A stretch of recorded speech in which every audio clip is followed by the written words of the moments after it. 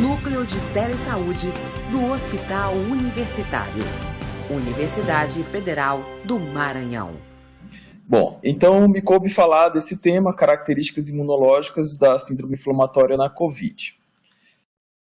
Bom, falar do vírus, né? Todo mundo já sabe que é esse vírus novo.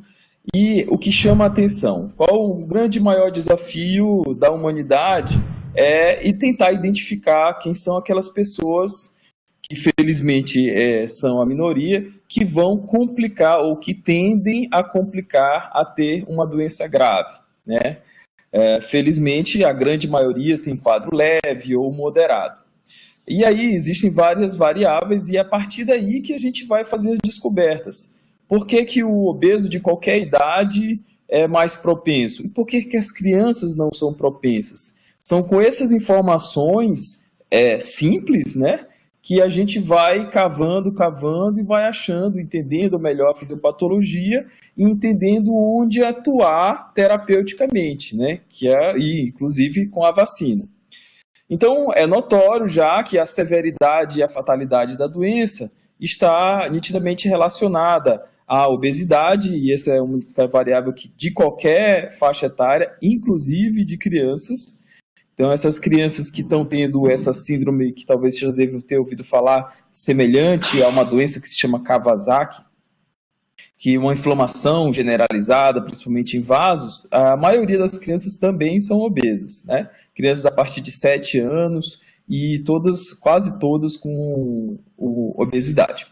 Ok, diabetes mal controlado, hipertensão, cardiopatias, idade acima de 60 anos, insuficiência renal, asma mal controlada, a asma bem controlada não se mostra um fator de risco. Muitas vezes a gente vê asma lá nas estatísticas, mas possivelmente era asma mais a idade, ou era asmático e idoso, ou asmático e obeso. Mas o alérgico em si, nos parece que justamente pela hiperinflamação, pelo padrão inflamatório que a doença pode desencadear, o alérgico parece ter uma tendência a não inflamar, tá? Pelo padrão de comportamento do sistema imunológico do alérgico, no caso da asma alérgica que eu estou falando. E a gente vê já aqui que o que tem em comum com essas doenças é que todas cursam com aquelas alterações no endotélio. Não, todos já têm um grau de endotelite. Né? O endotélio, a camada mais interna dos vasos sanguíneos, ela já tem uma inflamação, dentre as características mais receptores ACE2, né? E várias outras características e a ideia seria essa, que predispõe, então, à fixação do vírus no tal receptor ACE2, certo? Então, aqui bem simples mesmo, para ficar bem claro que o vírus tem essas já famosas espículas aqui, né? E tudo na natureza é assim, é um positivo e um negativo, né? Então, o positivo encaixa aqui nesse negativo aqui, e aí existem várias células humanas que têm a capacidade lamentável de fixar esse vírus por conterem esses receptores ACE2. Dentre elas, as células epiteliais dos alvéolos pulmonares, né, são ricas nesses receptores, os tabagistas têm mais, os asmáticos controlados têm menos, né? Células do endotélio, e aqui que parece que começa toda a confusão de imunologia, de imunocoagulação, né? No intestino, vocês sabem que 40% dos casos vêm com diarreia, até 40%, nem que seja um pouquinho de diarreia, mas é comum, não é incomum haver diarreia como sintomatologia da COVID. Células musculares lisas, células miocárdicas, né? A miocardite é uma complicação tanto naquelas crianças lá, né, que é raro, mas é comum no idoso a miocardite ser uma das possíveis complicações, já em casos graves, né? E a nefropatia também causada pela COVID está relacionada a essa expressão desses receptores aí também, nesses locais. Bom, então, quando se pega peças de pulmão de pessoas que morreram de COVID, né, o que se faz o estudo patológico, lógico que se vai se estudar muito as características, né, mas o que a gente vai destacar aqui? Existe, então, uma infiltração ao redor dos vasos cheio de linfócitos. Então, os linfócitos T participam bastante desse processo inflamatório. A gente já sabe, então, por exemplo, que não é com neutrófilo. A gente já sabe que são os linfócitos, células mononucleares, que vão participar dessa inflamação. E muitos daqui já sabem que a linfopenia é um fator de mau prognóstico. Então, é um exame super simples, hemograma, realizado em vários locais, e eu não estou vendo ele ser valorizado por aí, tá, pessoal? É muito simples, dá muito facilmente triar, fazer uma simples triagem com hemograma de quem já tem um sinalzinho de alerta, que é a linfopenia, tá? Então, até mesmo a linfopenia relativa, não só a linfopenia absoluta abaixo de 1000, tá? Que às vezes pode estar com uma leucocitose, mas está só com 10% de linfócito. Então, isso já é um sinal de mau prognóstico, ok? O que mais que se acha nesses pulmões doentes, de pessoas que morreram, né?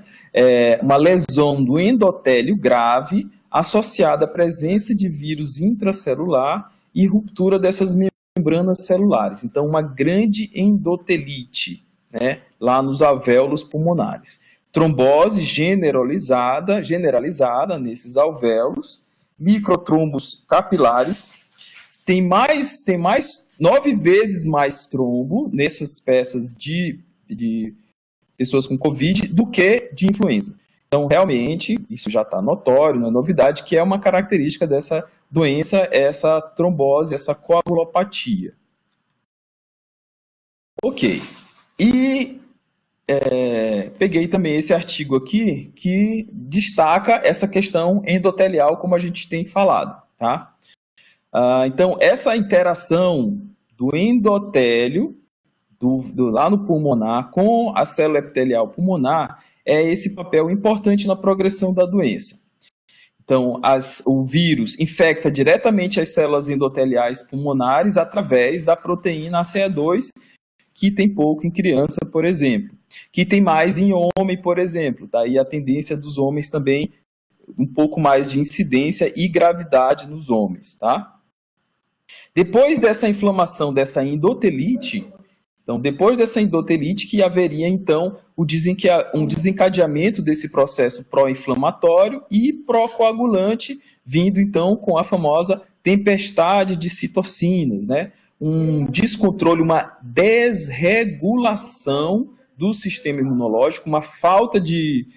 Digamos que o linfócito T, vou falar bem simples, o linfócito T é um general. Um exército sem general fica totalmente descontrolado. Tá? Então, há uma falta de controle, realmente, há uma desregulação e há uma produção de muitas citocinas pró-inflamatórias. O que são essas citocinas? Citocinas são moléculas que têm, através das quais o sistema imunológico se comunica de uma célula para outra. Eu quero mandar uma mensagem, um linfócito quer mandar uma mensagem para o macrófago, ou o macrófago quer mandar uma mensagem para o linfócito, eles se comunicam através de receptores e através dessas citocinas, tá? Ok. E a mais comum, a mais relacionada aqui, é a interleucina 6. O que mais que a gente vê, então, de características desse processo inflamatório, tá? Caracteristicamente, quando esse processo inflamatório está acontecendo e a gente consegue pegar ele na fase 2A, vamos já falar das fases, né? A gente tem também, de relativamente fácil acesso, esses marcadores. Proteína C reativa, D-dímero é relativamente fácil, e num simples hemograma a gente pode ter ou uma linfopenia absoluta ou relativa, como eu falei. DHL e ferritina também são marcadores dessa inflamação excessiva que o SARS-CoV causa e que está relacionado à gravidade e mortalidade. O que se acha, então, lá nos tecidos de quem morre com essa doença? Muitos monócitos que já se transformaram em macrófagos teciduais e linfócitos, tá? Então, quanto mais grave o quadro, mais se acha esses monócitos e macrófagos nos pulmões, no fígado, nos rins, no baço, no linfonodo. Quando se vai estudar o lavado brônquico das pessoas com essa doença, quanto mais grave está essa pessoa, mais se acha nesse lavado, quem? Neutrófilo? Não. Os fagócitos mononucleares, que são macrófagos e monócitos, certo? Quanto maior a gravidade, mais a gente vai achar esse tipo de célula e mais a gente vai achar a interleucina 6, tá? Que medeia muitos desse processo inflamatório exacerbado, tá? Então, esse padrão de citocinas indica, então, essa desregulação da ativação do monócitos e macrófagos, contribuindo para o estado de hiperinflamação, como eu falei, com outras palavras. Principalmente a interleucina 6 e interleucina 1, interferon gama.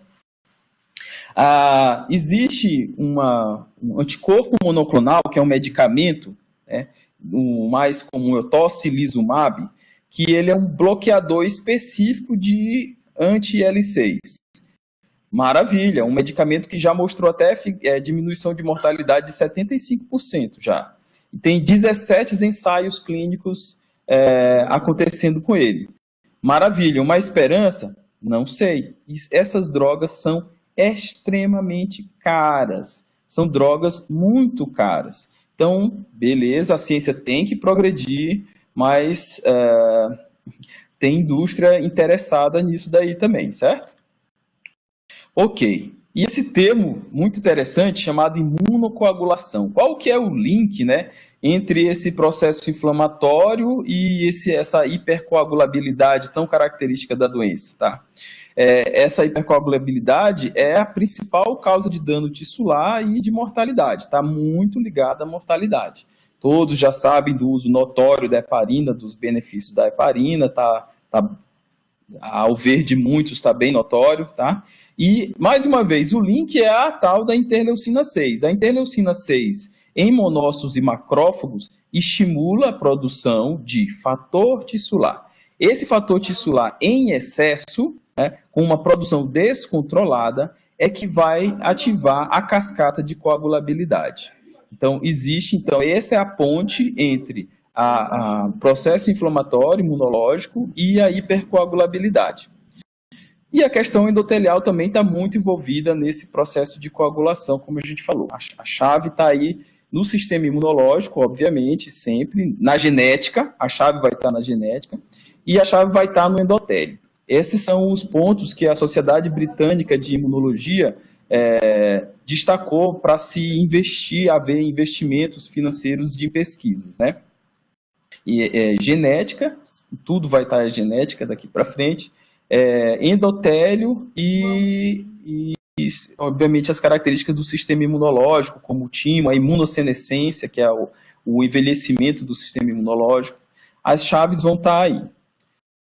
Bom, ok? Então, vamos lá agora. Não dá para não falar disso daqui, né? Tem muita gente conduzindo essa doença e acho que todo mundo tem que saber conduzir mesmo, porque são muitas pessoas doentes.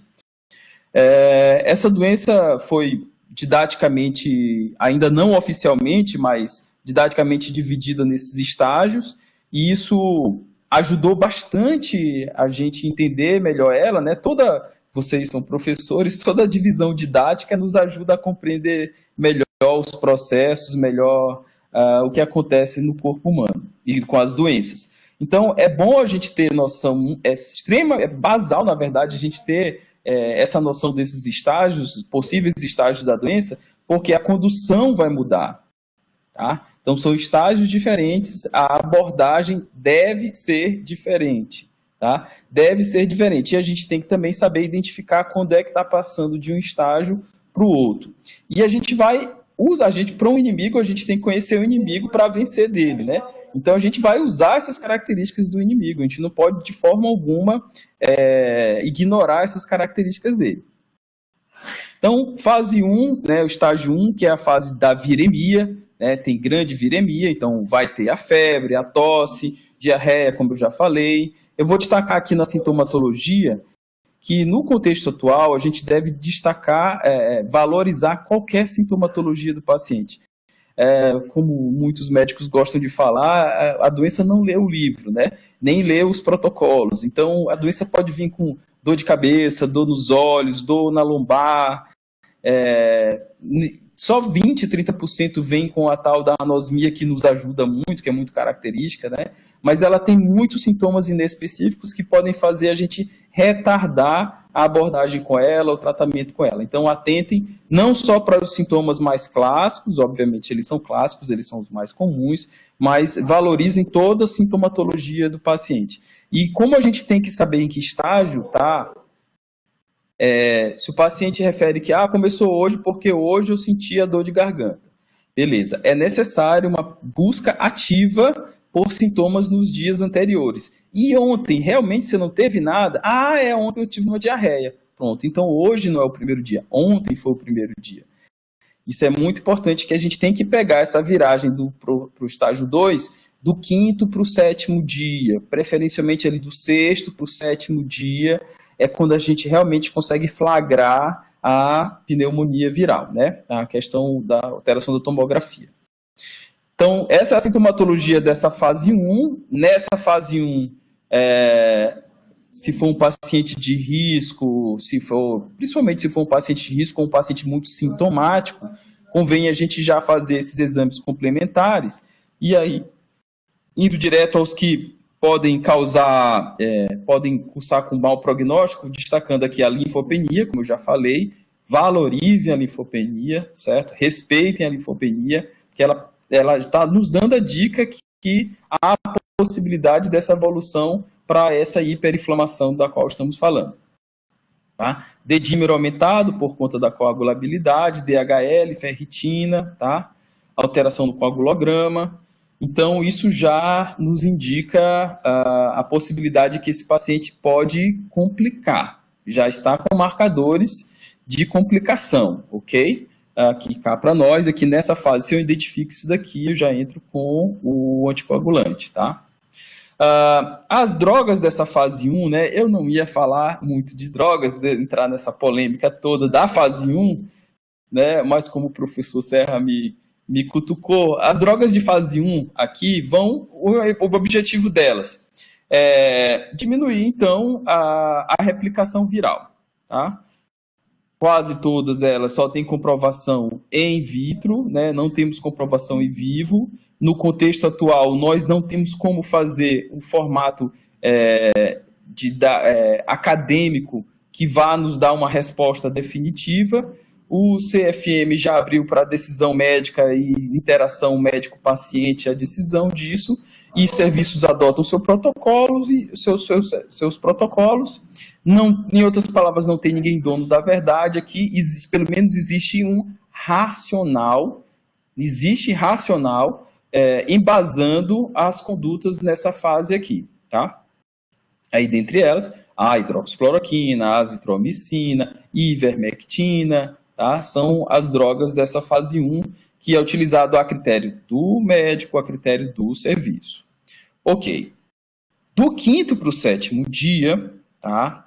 Ou um pouquinho mais, às vezes, mas a maioria ali por volta do 7º dia mesmo, essa pessoa pode ter, clinicamente, um agravamento dos sintomas, uma persistência da febre, uma mudança de sintomatologia, estava com tosse, começou com diarreia ou vice-versa, né? Uma exacerbação do quadro clínico, e na imaginologia a gente vai ver uma alteração na tomografia, lá geralmente se encontra 10%, 25% do tal do vidro fosco, que é bem característico, não é patognomônico, não é só dessa doença, tá? Mas no contexto atual a maioria das vezes sim, tá?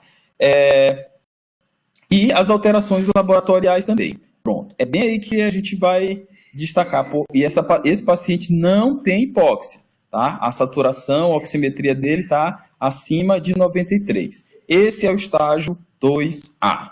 É nesse estágio que os colegas, assim como eu, estão dedicados a evitar a internação. É aí que a gente quer atuar, é aí que a gente acredita que o uso do corticoide é pertinente, embasado com o racional e também por experiência prática já.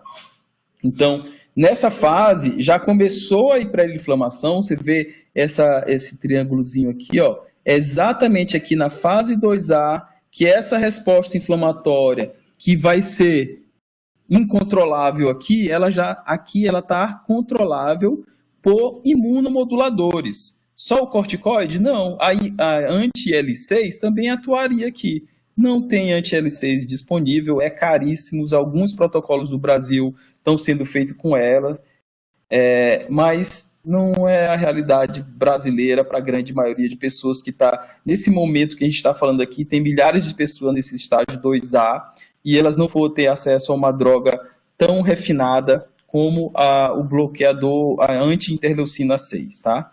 E a corticoterapia age aqui nessa fase também, impedindo a evolução para a fase 2B. Qual é a diferença da 2B? Já tem a hipóxia. Aí aqui o hospital já assume, o serviço de saúde hospitalar já assume, e a nossa missão é diminuir internação, consequentemente diminuir óbitos. Ok. Bom, vamos passar agora um pouquinho para... E por que a gente falou do processo inflamatório que existe, dessa hiperinflamação que existe, mostrou aonde que a gente pode atuar para evitar essa cascata inflamatória intensa, tá? Todos que estão na fase 2A, se eu não fizer nada, eles vão para 2B? Não. Alguns, né, não sabemos quantos por cento da 2A para na 2A e não vai para 2B sem medicação. Muitos já me procuraram, que já tiveram a pneumonia, não tomaram remédio nenhum, fizeram uma tomografia 20, 30 dias depois, descobriram que aquele sintoma leve que ele teve cursou com uma pneumonia, ele nem ficou sabendo. Então, isso, todo médico está pegando casos assim. Agora, uma vez que eu tenho um paciente na fase 2A nas minhas mãos, eu não consigo dizer se ele vai para 2B ou não. E eu tenho a possibilidade, acreditamos, com o corticoide, evitar que ele evolua para 2B. Ok. Por que, então, os corticoides? No mecanismo de ação dos corticoides, nós vamos achar tanto o racional para o porquê usar, como também o próprio receio do porquê usar. Tá? Então, eu vou destacar isso que está em negrito aqui, do porquê usar. Inibição da resposta proliferativa dos monócitos e ao fator estimulador de colônias. Inibição da diferenciação do monócito em macrófago e sua função fagocítica e citotóxica, que é esse estrago que o macrófago vai fazer lá nos alvéolos, lá nos rins, tá? Só que a gente tem receio de usar os corticoides e tem que saber usar, isso é uma prescrição médica, não pode ser por automedicação, porque há o receio de aumentar a replicação viral e haver uma complicação. Os estudos mostram que há sim um aumento da replicação viral, mas isso clinicamente não se reproduz em uma piora clínica, tá? Há sim o receio da hipertensão, da hiperglicemia, principalmente nos diabéticos, e o que a gente mais vê é a hipocalemia, diminuição do potássio, tá? Vou falar um pouquinho mais sobre como prevenir isso aqui.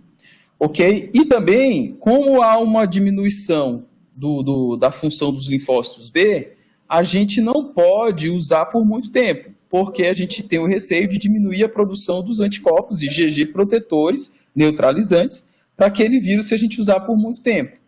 Tá? Então, no máximo 7 dias, na grande maioria das vezes, 5 dias.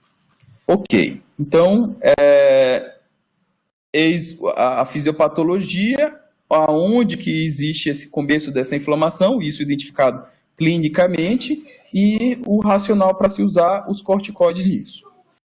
Bom, agora saibam que a Organização Mundial de Saúde, ela se posicionou, depois da epidemia de 2002 e 2003, ela se posicionou contra o uso de corticoide. Daí esse atraso e a gente usar corticoide agora na pandemia atual. Tá?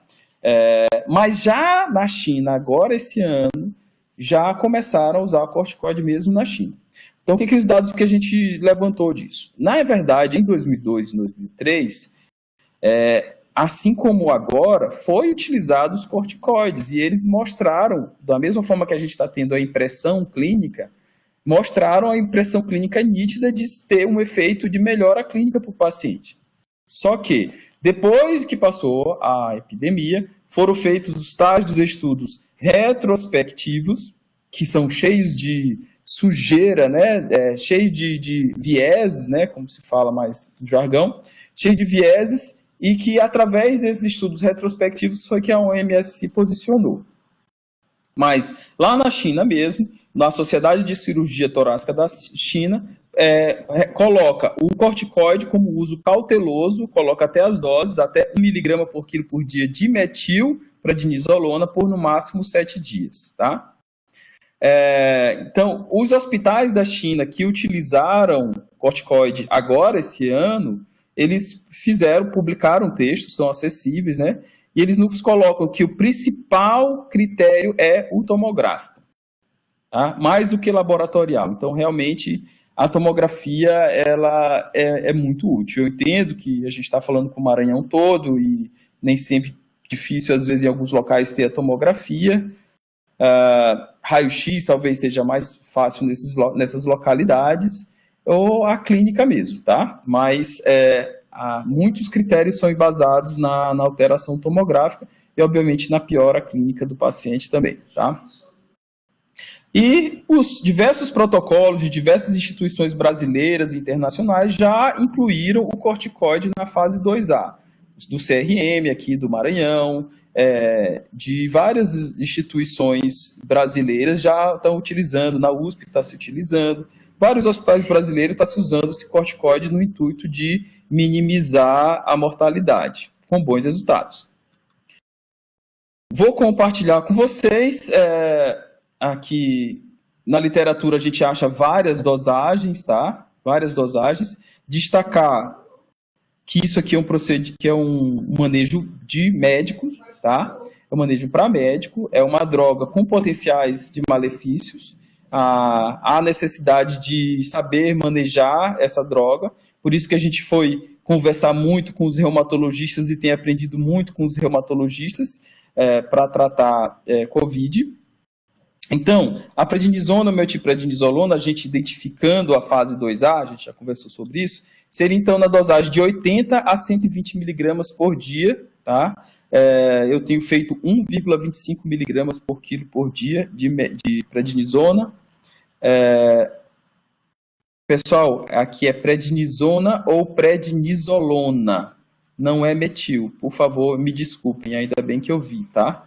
Então, é prednisona ou prednisolona, porque aqui eu estou falando de terapia oral, tá? Eu estou fazendo uma apresentação para uma abordagem ambulatorial no intuito de evitar a internação, tá? Então, de novo, aqui é prednisona ou prednisolona. 80 a 120 miligramas por dia por 3 dias e 2 dias seguintes, cerca de 25% menor. Como eu falei, no máximo 5 dias. Tem local que só tem dexametasona. Ok, convertendo, daria entre 12 a 25 miligramas por dia por 3 dias e depois doses menores. O principal efeito colateral, já na prática mesmo que se vê, é a queda do potássio, a hipocalemia, tá? Então, usando esses alimentos aqui que não são nada ruins, são saudáveis e são cheios de potássio, a gente consegue prevenir essa hipocalemia. Então, abacate, banana, suco concentrado de laranja, castanhas, vegetais verdes, são ricos em potássio e a gente estimulando mesmo, conversando sério com o paciente, a gente não vê na prática acontecer a hipocalemia, tá? Uma vez a gente entrando com corticoide também, convém o monitoramento da pressão, da glicemia, principalmente se diabético. O diabético preferencialmente deve internar, tá? Preferencialmente, mas realidades são diversas. E também, idealmente, monitorar a oximetria, porque é com ela que a gente vai saber se o paciente vai para a fase 2B ou não, se a gente vai entregar para um serviço hospitalar ou não. Bom, era isso que eu tinha para colocar para vocês. Como eu falei, espero não ter sido nem muito básico para uns e também não muito técnico para outros. Era isso, professores.